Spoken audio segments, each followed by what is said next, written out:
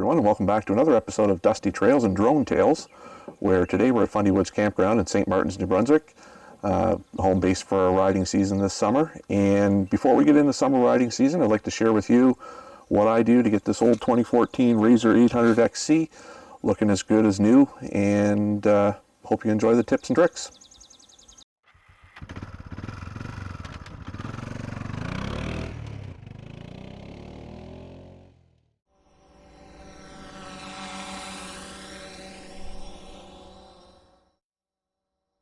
What I'm going to do is break out this pressure washer, and a lot of you are saying, oh, whoa, you shouldn't be using a pressure washer on your machine.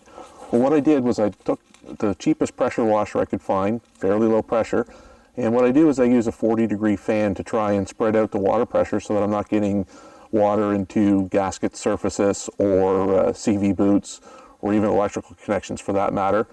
So what we'll do first is we'll go over the machine, we'll go around it, and rinse off all the loose dirt, and then from there we'll proceed on to step 2.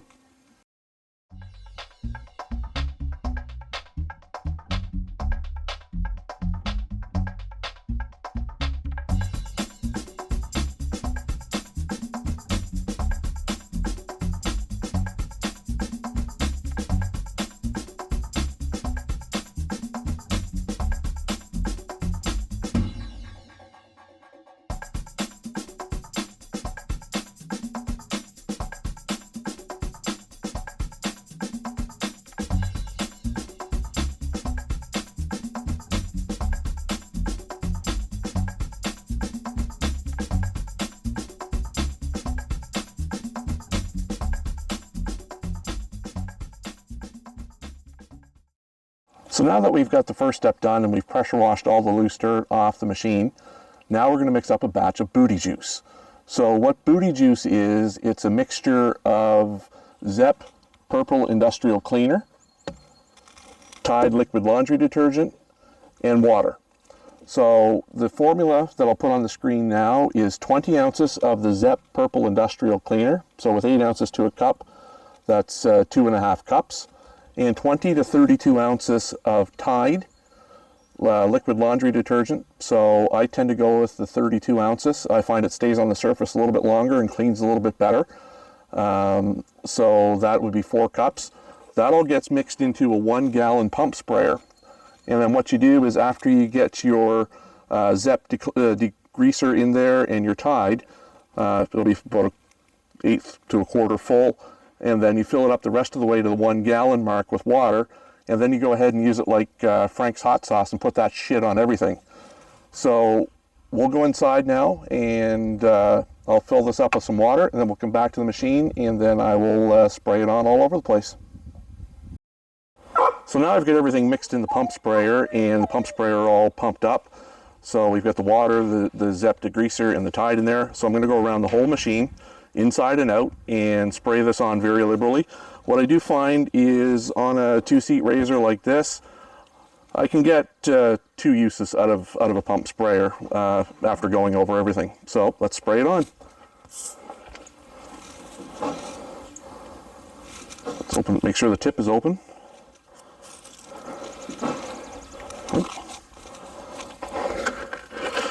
Need to shake it up a little bit more. I'm getting pure Tide coming out of here. And we'll give it a couple more pumps.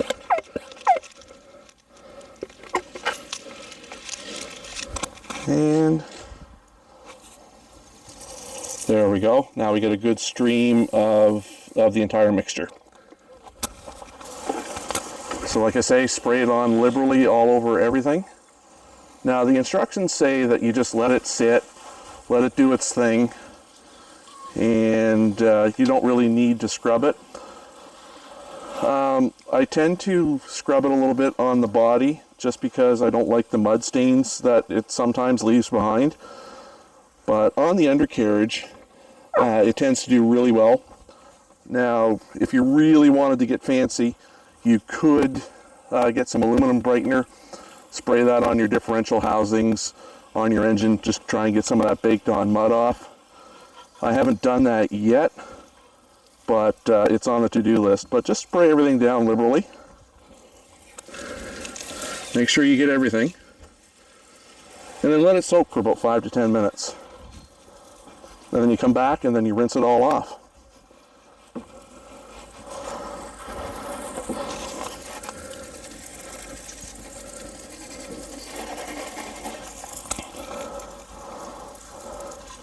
And you can see, as I go around this, how this just kind of just clings to everything.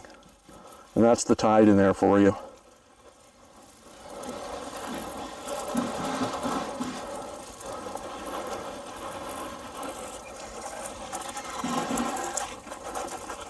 And spray the inside as well. Now I do run this with upper doors and a heater in the winter time, so I haven't used it very much at all this spring. You may have seen the video where I ran it down from Musquash Estuary to St. George, and that's really the only spring running I've done with it so far. So it's still fairly clean. It's been a lot dirtier in the past, but I still like to keep it clean and looking good.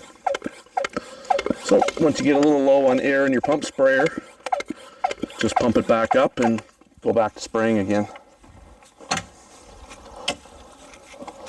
And I do spray it on like seats and steering wheel and floors and floor mats, and I do run floor mats in this machine just to try and keep the floors looking good from getting all beat up. I've also used this cleaner to clean underneath the hood of my 77 Lincoln, and it brought it back just like new, so it does degrease very well also.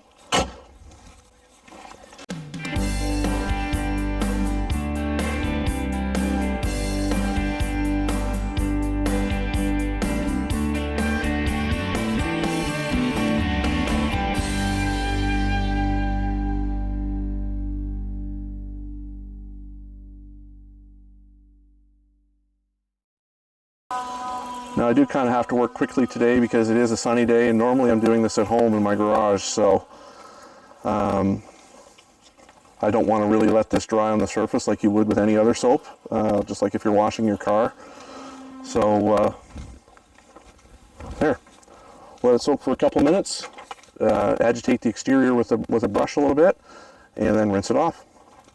So now that it's soaked for a few minutes, I just take an old wash brush. I mean, it's not like I'm washing paint or anything. If you do have paint on your machine, you might want to use something a little bit softer, like a microfiber, like a microfiber brush or mitt.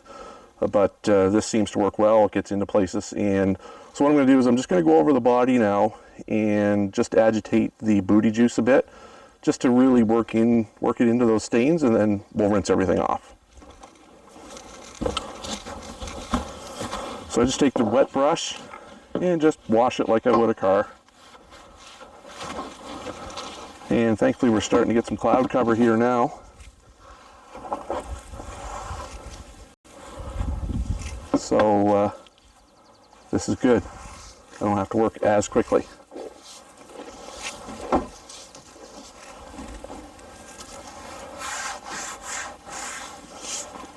And just go over everything. Just to get, you know, the stuff that doesn't come off with just soap and water out. Really get that booty juice into the surface. Because, you know, you all want to spread around some booty juice, right?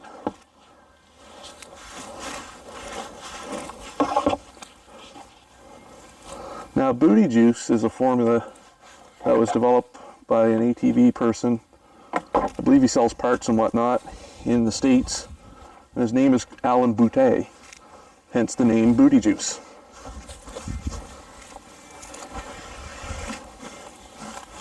So like I say, just keep scrubbing her over, just lightly, nothing too serious. And anything left, we'll get that in the next step. Now a lot of people would probably stop with this step and say, hey, good enough. And that's great. If it works for you, fine. I just like to take things a little bit to the next level with the clean. Maybe a little bit too much. But then again, I'm very particular that way.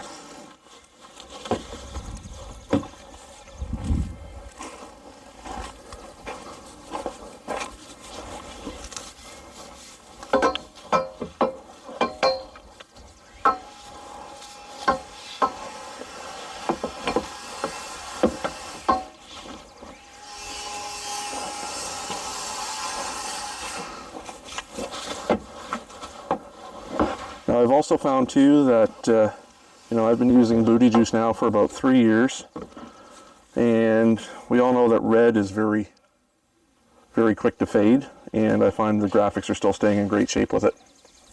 So we'll pause it there. I'll finish scrubbing it up and then we'll come back and rinse it off.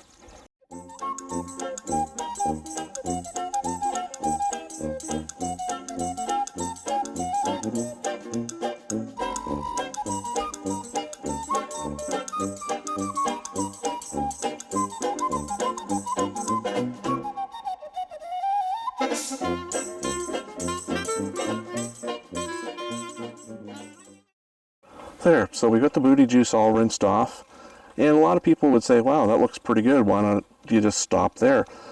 And sometimes, to be honest, when I'm in a hurry, I do, but I've got lots of time today, and the next couple of steps that I'm going to do are just going to kind of take it over the top in terms of looking clean and new. So, you know, hopefully you keep watching to the end and see the end result, but this looks pretty good right now as it is, though. So those next couple of steps are really what I do to bring it across the finish line and really make things pop.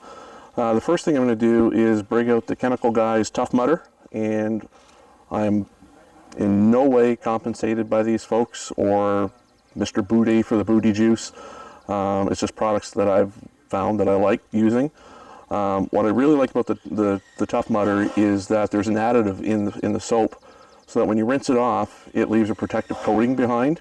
And that protective coating helps dirt come off a little easier in the future. So when you do spray with the Booty Juice and go over it, it tends to do a little bit better job. And some of the stuff that the Booty Juice leaves behind, this also takes it out. And I've already got some mixed up here in a foam cannon. Foam cannon is really your best friend if you want to avoid bucket and sponge washing. You just spray everything down with the foam cannon. Let it soak for a bit, and then once again on the outside, and this time on the interior, what I'll do is I'll take a microfiber wash mitt and then just wipe everything up a little bit.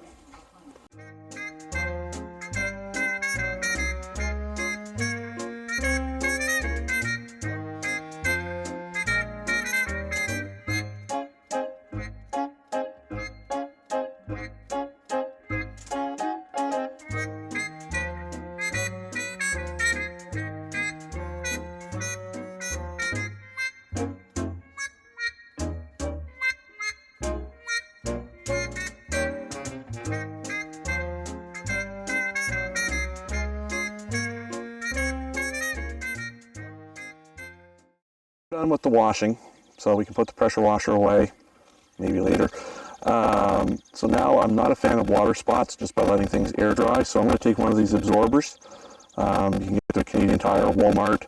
I find they last a very long time. I've had this one for probably 7 or 8 years and it still works just like new. So we're going to dry everything down, and then we'll do that inside and out, and then get it ready for a treatment of SC1.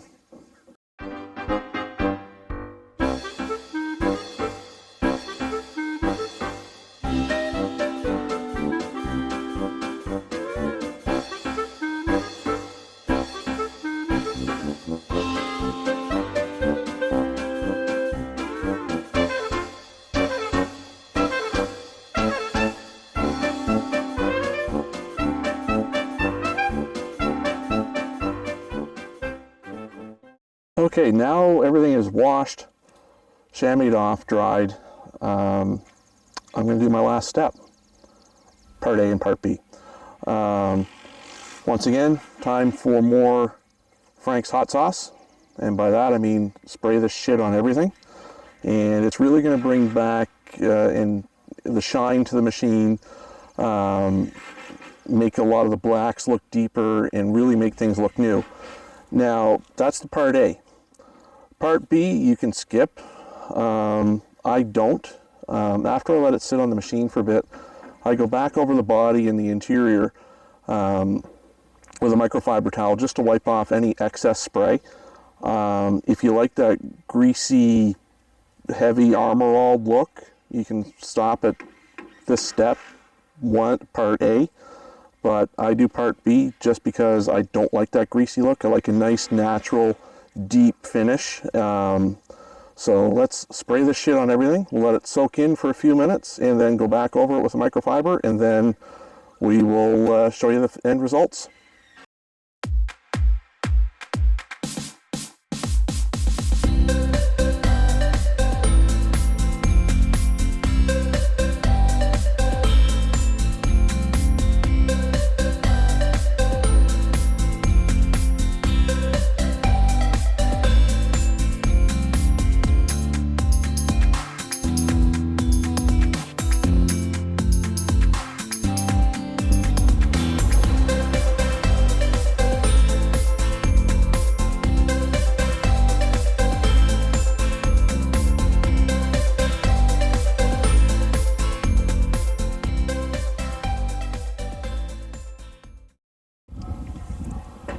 So we've got the SC1 sprayed on, and already you can see quite a difference in the look of the machine.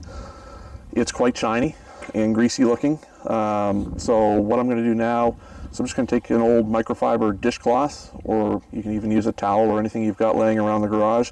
I'm just going to go around and just wipe off the excess SC1 just to bring it back to a more natural plastic looking finish. But all the plastic is still going to remain dark. It's just not going to look as shiny and greasy as it does right now. But as you can see, it's already quite a transformation.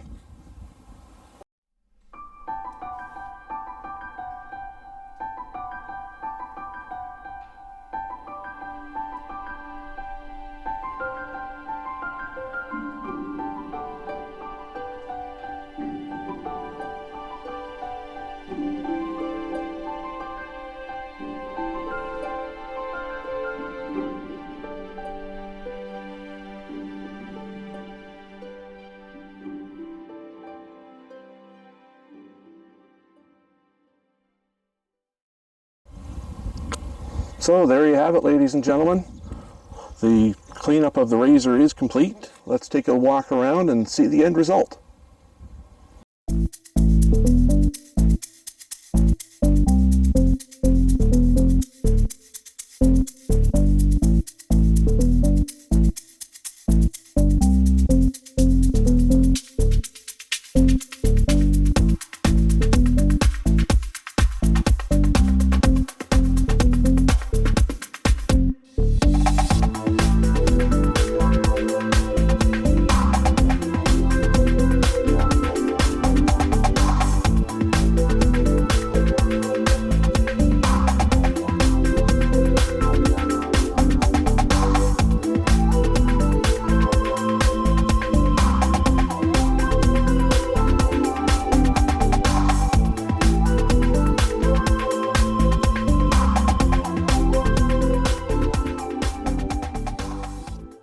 So folks, that's going to do it for this episode of Dusty Trails and Drone Tales.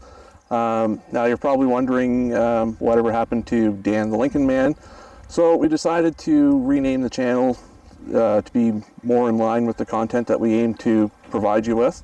So that's a marriage of ATV rides and drone footage, not necessarily in that order sometimes.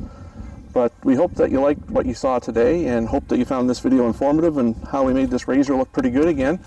So if you do like what you saw today, be sure to smash that subscribe button while you're here, and turn on the bell for notifications to be informed of new uploaded content to the channel. And until the next time, folks, stay safe and keep it rubber side down.